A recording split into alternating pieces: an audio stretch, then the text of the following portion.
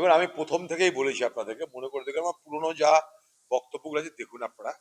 প্রথম থেকেই বলেছি যে এই পশ্চিমবঙ্গে রাজ্য সরকারের পক্ষ থেকে অবৈধ ভোটারকে ভোটার, আর নির্বাচন কমিশনের পক্ষ থেকে বৈধ ভোটারকে অবৈধ ভোটার, এই একটা খেলা চলছে। মাঝখান থেকে সুপ্রিম কোর্টের হস্তক্ষেপে সাধারণ মানুষের অধিকারটা সুপ্রতিষ্ঠিত হচ্ছে।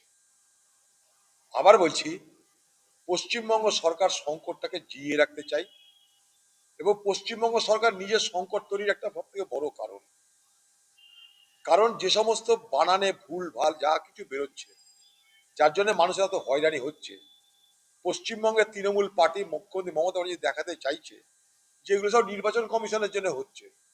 কিন্তু বাস্তবে এগুলো যারা করছে নিচে গণনা করাতে, আপনার রেকটিফিকেশন যারা করছে, যারা শুনানি করছে, যারা লিখছে, এনুমারেশন করছে, তাদের দায়িত্ব ছিল এগুলো।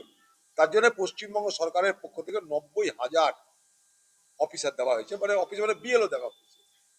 তার নাম একার, আকার, ওকার, ঔকার কারা ঠিক করবে? দিল্লি থেকে নির্বাচন কমিশন আসবে এখানটাই, এখানকার অফিসাররা ঠিক করে বলুন এবার আপনাকে।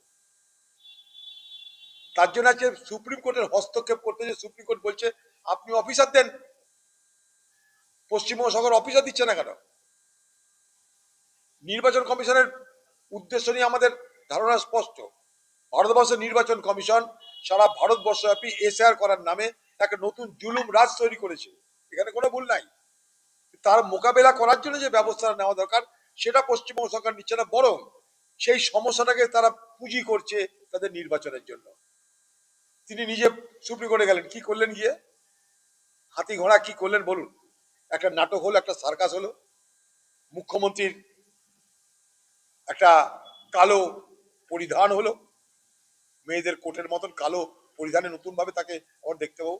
এর আগে সাইকেলে দেখেছিলাম, এবার কোটে গায়ে দিয়ে দেখবো। এই একটা পরিবর্তন হলো। বাকি বলুন মৌলিক কোন সমস্যা সমাধান করে নিলেন উনি?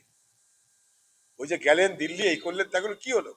সুপ্রিম কোর্ট উল্টে ধমকানি দিচ্ছে এখন রাজ্যকে।